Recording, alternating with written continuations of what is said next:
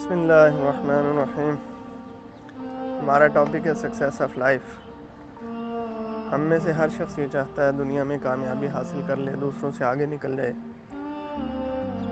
اور مسلمان اس کو چاہیے دنیا اور آخرت کی کامیابی کے لیے محنت کرے۔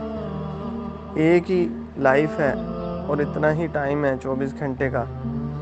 جتنا کہ سب کے پاس ہے۔ جو دنیا کی دوڑ لگائے گا اس کو صرف دنیا ملے گی، جو آخرت کی دوڑ لگائے گا اس کو دنیا اور آخرت دونوں ملے گی۔ تو اس لیے ہمارا جو ٹاپک چل رہا ہے وہ سکسیس آف لائف کے اندر آج سب ٹاپک ہے پلاننگ کا۔ بہت سارے لوگ جو ہیں وہ پلاننگ کی وجہ سے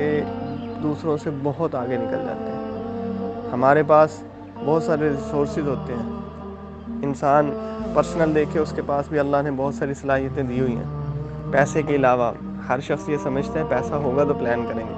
نہیں، پلاننگ اسی لیے ہے کہ سکسیس آف لائف ڈیپینڈ کرتی ہے فائنینشیل پوزیشن کے اوپر،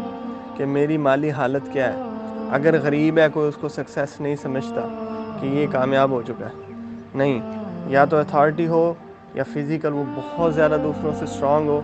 اور یا پھر اس کے پاس فائنینشیل جو ہے پاورز ہوں اور وہ مالی طور پہ بہت مضبوط ہو، اس کے پاس پیسہ ہو تو لوگ سمجھتے ہیں یہ سکسیزفل ہے۔ تو اسی طرح دیکھیں آپ، بہت سارے ملک ایسے ہیں ان کے پاس بہت سارے ریسورسز ہیں، نیچرل ریسورسز بہت زیادہ ہیں، قدرتی جو معدنیات ہیں وہ اللہ نے بہت زیادہ دی ہیں، لیکن ان کی پلاننگ اچھی نہیں ہوتی تو وہ ناکام رہتے ہیں اور وہ کچھ بھی اچیو نہیں کر سکتے، مقروض رہتے ہیں۔ اسی طرح انڈیویجول، چاہے وہ اسٹوڈنٹ ہو، چاہے وہ گھر کی لائف ہو، چاہے وہ بزنس کی لائف ہو، چاہے امپلائمنٹ ہو، یہ سارے کے سارے اگر پلان نہیں کریں گے بیسٹ تو کیا ہوں گے، یہ ہمیشہ پریشان رہیں گے، ہمیشہ جو ہے یہ دوسروں سے پیچھے رہیں گے، اور اس میں نہ تو پیس آف مائنڈ ملے گا ان کو، نہ فریڈم آف لائف ملے گی، اور جتنی بھی سہولتیں ہوں گی پریشان رہیں گے۔ تو اللہ رب العزت کا بھی نظام ہے، اللہ رب العزت فرماتے ہیں ہر انسان کے لیے وہی کچھ ہے جس کی وہ کوشش کرتا ہے۔ تو پلان جو ہے وہ بہترین ہونا چاہیے، اسٹوڈنٹ جو ہے وہ اپنا پلان کرے، اور ہمارے جو ہے وہ جو بزنس کی لائف ہے، جو ہماری جاب کی لائف ہے، جو ہماری پروفیشنل لائف ہے، اس کے اندر بھی اگر ہم بیسٹ پلان کریں گے تو ہم دوسروں سے آگے نکل جائیں گے، کامیاب ہو جائیں گے۔ یاد رکھیں ہمارا بیسٹ پلان کیا ہونا چاہیے کامیابی حاصل کرنے کے لیے، سکسیس آف لائف کے لیے۔ کوئی بھی انسان جو بھی وہ کام کر رہا ہے وہ ارننگ کے لیے کر رہا ہے، یہ پہلے میں کئی دفعہ بتا چکا ہوں کہ ہم جو بھی کر رہے ہیں، چاہے اسٹوڈنٹ ہے اسکول جا رہا ہے، وہ کالج جا رہا ہے، یونیورسٹیز جا رہا ہے، چاہے وہ کوئی ٹیکنیکل فیلڈ میں جا رہا ہے، تو وہ اس کا مقصد کیا ہے کہ میں ارننگ کر لوں۔ تو ہمیں سب سے پہلے ارننگ کے لیے اپنی ٹریننگ کرنی ہے۔ پلاننگ کے اندر کیا ہے کہ ہمیں سب سے پہلے جو کام، جس چیز کا پیشن ہے، جس کا شوق ہے، جس کو کام کرنے میں مزہ آتا ہے، یعنی حلال کام ہے، اور میں اس کو انجوائے کرتا ہوں، کوئی سافٹ ویئر بنانے میں اپنی آپ کو انجوائے کرتا ہے، کوئی جو ہے وہ گیم کرنے میں انجوائے کرتا ہے، جیسے بہت بڑے بڑے پلیئر ہیں پوری دنیا کے اندر۔ تو اسی طرح اپنے پیشن کو دیکھیں کہ میرا کسی کا میتھ میں دل لگتا ہے، کسی کا جو انگلش سیکھنے میں دل لگتا ہے، تو اپنی اپنی جو ہے وہ صلاحیتوں کو دیکھ کے اس کی ٹریننگ حاصل کریں، اور ٹریننگ یاد رکھیں کہ وہ میموریز پہ نہیں ہونی چاہیے، انٹیلیجنس پہ ہونی چاہیے، کہ میری جو ہے نا ذہانت بڑھے۔ دماغ کے اوپر ڈیپینڈ کرتی ہے ہماری سکسیس۔ تو سب سے پہلے دماغ کی ٹریننگ کرنی ہے کہ جو میں لرننگ کر رہا ہوں اس کی جو ہے وہ جو ٹریننگ لے رہا ہوں وہ لرننگ اس کا مقصد ہے، صرف اسٹڈی کرنا مقصد نہیں ہے بلکہ لرننگ مقصد ہے، اور اس کے بعد میں جو ہے اس کی انڈرسٹینڈنگ پوری کی پوری کلیئر ہو۔ اور جب ہم پروفیشنل لائف میں جاتے ہیں تو ہمیں بیسٹ پلاننگ کیا کرنی ہے کہ ہمیں ہماری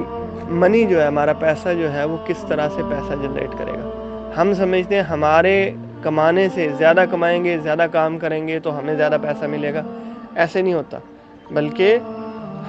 سمارٹ پیپل اور سکسیزفل لوگ کیا کرتے ہیں، وہ اتنی انڈرسٹینڈنگ ہے ان کو، اتنی سمجھ بوجھ ہے کہ وہ پیسے کو اس طرح سے یوز کرتے ہیں، اس طرح سے پلان کرتے ہیں کہ پیسہ خود پیسہ جنریٹ کر کے لاتا ہے۔ تو کہتے ہیں نا پیسے کے ساتھ پیسہ بنتا ہے۔ تو اس لیے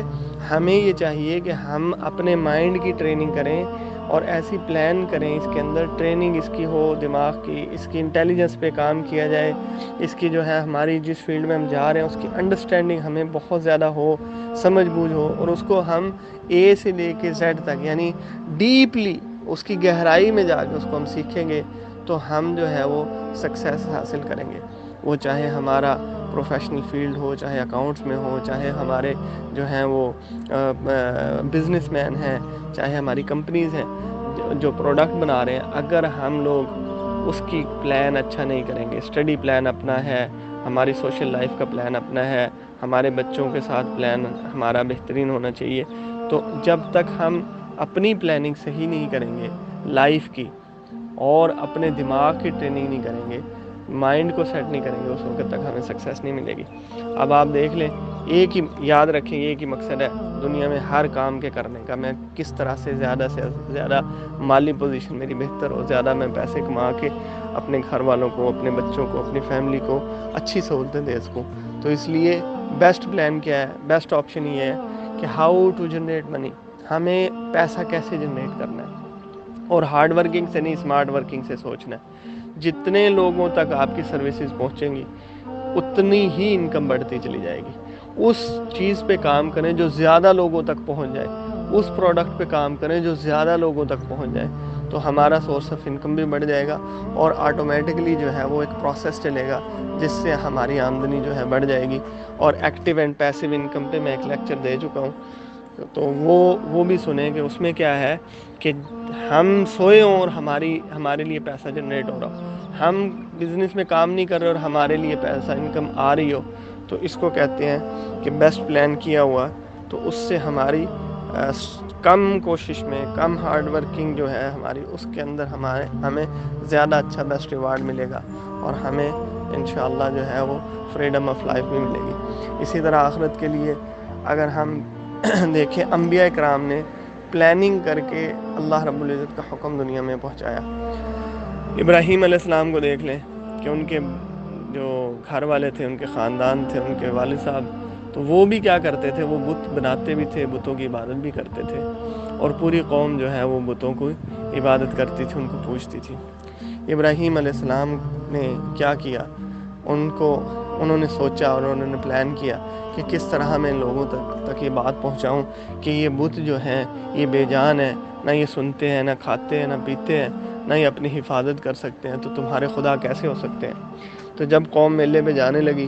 تو انہوں نے کہا کہ آپ بھی چلو, تو ابراہیم نے کہا کہ نہیں, میری جو ہے نا وہ صحت ٹھیک نہیں ہے. آسمان کی طرف دیکھا اور ان کو یوں لگا کہ شاید اس نے ستاروں سے کوئی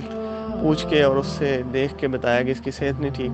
سارے ان کو چھوڑ کے چلے گئے. ابراہیم علیہ السلام گئے جہاں پہ ان کو پورے بت رکھے ہوئے تھے, خدا رکھے ہوئے تھے, تو انہوں نے کلہاڑا لیا, کسی کی آنکھ توڑ دی, کسی کا سر پھوڑ دیا, کسی کی ٹانگیں پھوڑ دی, پورے جو ہے سارے بت توڑ دیے, اور بڑے بت کو بھی, اس کو بھی لنگڑا لولا کر کے تو اس کے اوپر ہتھوڑا رکھ دیا. تو اب جب قوم واپس آئی تو انہوں نے دیکھا کہ ان کے خداؤں کی حالت بری ہوئی پڑی ہے. تو ایک دم انہوں نے آپس میں باتیں کی کہ کون کر سکتا ہے. تو کسی نے کہا ایک لڑکا ہے, نوجوان ہے, وہ ہمارے بتوں کے خلاف بولتا ہے, اسی نے کیا ہوگا, اور اس کا نام ابراہیم ہے, اس کو پکڑو. ابراہیم علیہ السلام کو جب بلایا تو ان سے قوم نے پوچھا یہ تم نے کیا کیا بتوں کے ساتھ. انہوں نے کہا آپ ان سے کیوں نہیں پوچھتے ہو, یہ دیکھو ہتھوڑا اس بڑے بت کے پاس ہے, اس سے پوچھو. تو قوم میں سے بہت سارے لوگ کہنے لگے یہ کیسے بتائے گا, نہ تو یہ سنتا ہے, اور یہ کیسے مار سکتا ہے, نہ یہ حرکت کر سکتا ہے, اور نہ یہ چل پھر سکتا ہے, تو یہ کیسے دوسرے بتوں کو مار سکتا ہے. تو ابراہیم نے پھر کہا کہ تم کیسے ان کو خدا مانتے ہو جو اپنی حفاظت نہیں کر سکتے, جو خود بے جان ہے, جو سنتے نہیں ہیں, جو تمہاری مدد نہیں کر سکتے, جو مردہ ہے, تمہاری مدد کیسے کر سکتے ہیں. تو انہوں نے ایک پلان کیا لوگوں تک یہ بات پہنچانے کے لیے کہ جو کچھ کرتا ہے میرا اللہ کرتا ہے, اور یہ بت بے جان یہ کچھ نہیں کر سکتے, جو اپنی حفاظت نہیں کر سکتے, جو خود بے جان ہے, وہ تمہارے خدا کیسے ہو سکتے ہیں. تو بہرحال قوم نے بات نہیں مانی, بہت سارے لوگوں کی سمجھ میں آئی, لیکن اکثر اور ان کے بادشاہ نے ان کو ابراہیم علیہ السلام کو آگ میں ڈالنے کا پلان کیا. لیکن کیا ہوا, اللہ رب العزت نے ان کی حفاظت کی. اور کیوں, انہوں نے اللہ کے نظام کو, اللہ کی بڑائی اور اللہ کی عظمت اور اللہ کی الوہیت, اور انہوں نے اللہ کی پہچان کرانے کے لیے یہ پلان کیا. آپ نبی صلی اللہ علیہ وسلم کی زندگی دیکھ لیں, انہوں نے جتنی جنگیں لڑی ہیں, ہم نے تفاسیر میں پڑھا ہے, سیرت میں پڑھا ہے کہ نبی صلی اللہ علیہ وسلم نے 27 جنگیں لڑی ہیں, اور 27 جنگیں 27 الگ الگ پلاننگ کے ساتھ لڑی ہیں, اور ان کا مقصد ایک ہی تھا کہ ہمیں اللہ کا دین پوری دنیا میں پہنچانا ہے, اللہ کی بڑائی پوری دنیا میں پہنچانی ہے۔ اس کائنات کے اندر جس نے کائنات بنائی ہے اس رب کا نظام ہونا چاہیے، اس کا قانون ہونا چاہیے۔ لوگوں کو لوگوں کی غلامی سے نکال کے اللہ کی غلامی میں ڈالنا ہے۔ نبی صلی اللہ علیہ وسلم نے اس کے لیے محنت کی ہے، اس کے لیے مصیبتیں اور پریشانیاں برداشت کی ہیں، اس کے لیے دھکے کھائے ہیں، اس کے لیے لوگوں کی گالیاں کھائی ہیں کہ لوگوں کو اللہ کا دین پورا پہنچ جائے، اللہ کی عظمت پہنچ جائے اور وہ لوگوں کی عبادت اور غلامی چھوڑ کے اللہ کی عبادت میں آ جائے۔ آپ صلی اللہ علیہ وسلم نے دیکھیں غزوہ خندق جو کی ہے، حضرت صحابہ سے پوچھا سب سے کہ آپ بتائیں کہ کیسے ہم مدینہ کی حفاظت کریں، تو فارس کے رہنے والے حضرت سلمان فارسی تھے، تو انہوں نے کہا کہ ہمارے ہاں جب جنگیں ہوتی ہیں اور دشمن زیادہ تعداد میں ہوتا ہے تو ہم چاروں طرف اپنے شہر کے بڑی بڑی خندقیں کھود لیتے ہیں، تو اس سے یہ ہوتا ہے کہ ایک طرف بیٹھ جاتے ہیں اور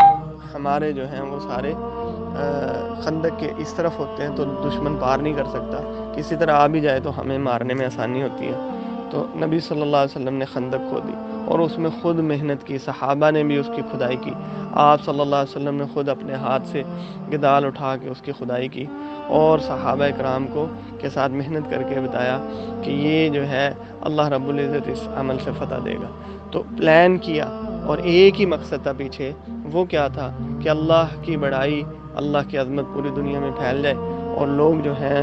انسانوں کی غلامی سے نکل کر اللہ کی غلامی میں آ جائیں۔ اسی کے لیے نبی صلی اللہ علیہ وسلم نے صحابہ کو پوری دنیا میں بھیجا، اسی کے لیے آپ صلی اللہ علیہ وسلم نے 350 خط پوری دنیا میں لکھے اور بڑی بڑی حکومتوں کو، سپر پاورز کو لکھ دیا کہ اللہ کے نظام میں آ جاؤ اور اسلام قبول کر لو، نہیں تو ہم حکومت کریں گے،